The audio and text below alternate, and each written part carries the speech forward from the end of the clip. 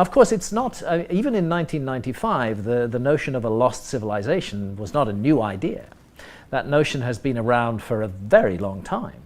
We can take that notion actually back thousands and thousands of years. The most famous example is Plato, the Greek philosopher Plato, who gave us the story of Atlantis. From Plato comes the story of Atlantis, a great advanced civilization which had navigating and seafaring skills, which could explore the world, which built gigantic buildings, which had advanced knowledge in every area, which was prosperous and powerful. But then Plato says that corruption crept into this society, that it became cruel and avaricious, it became greedy, it began to impose its power around the world.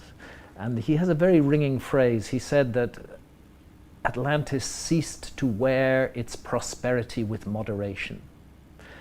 And the suggestion is that it's this hubris, this conceit of Atlantis, that it had become so sure of itself that somehow the universe struck it down, and we have the cataclysm of flood and disaster, and Atlantis is submerged beneath the waves. Now, of course, the view of historians and academics is that Plato's story is just made up. He just made it up to make some political or philosophical point. But this cannot be so. That view can't be right. I was very suspicious of that view the first time I heard it from a mainstream historian. Why are they saying that Plato made this up? Plato repeatedly states that it is a true story.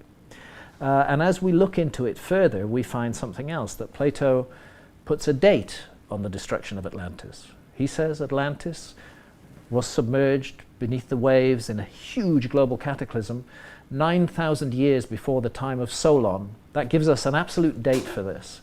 We know Solon, we know who he was. Solon was a famous Greek lawmaker. He was an ancestor of Plato, as a matter of fact, about 200 years before Plato. And around 600 BC, Solon, the great Greek lawmaker, made a visit to Egypt. And in Egypt, the priests at a temple of Sais in the delta told him the story of Atlantis, and they said that it was written on the walls of the temple.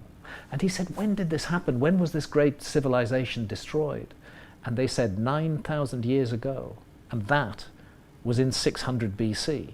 So that's 9,600 BC in our calendar. That's 11,600 years ago. Plato is telling us a great civilization was destroyed in a global cataclysm of flood 11,600 years ago. He's laughed at by all academics and historians. But then geology comes along, and lo and behold, what do we find? 11,600 years ago is a truly cataclysmic episode in geological history. It's called Meltwater Pulse 1b. We have a massive rise in sea level as the ice sheets on North America and Northern Europe just crumble and collapse into the ocean. If Plato made the whole thing up, he was just astonishingly on the money with the latest geology. And I think that we really have to reconsider our attitudes to these stories that have come down to us from the past.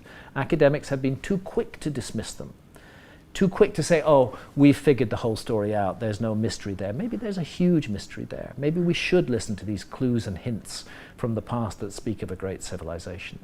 So when I published Fingerprints of the Gods in 1995, it was at the end of a long lineage going back to Plato and before, and of course famously Ignatius Donnelly in the 1900s, the early 1900s and late 1800s, wrote Atlantis, the Antediluvian World, which was a huge investigation of Atlantis. So this subject has been tackled again and again and again, and again mainstream academia has said, no, it's impossible, there could be no lost civilization, we know everything about the past, and it's been dismissed.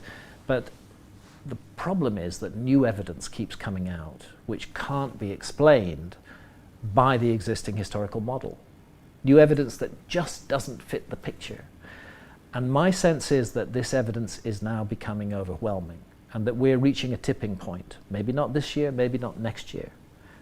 But within our lifetimes, we are going to see a completely new understanding of the past, a radical revisioning of the past, and therefore of our place in the world as well.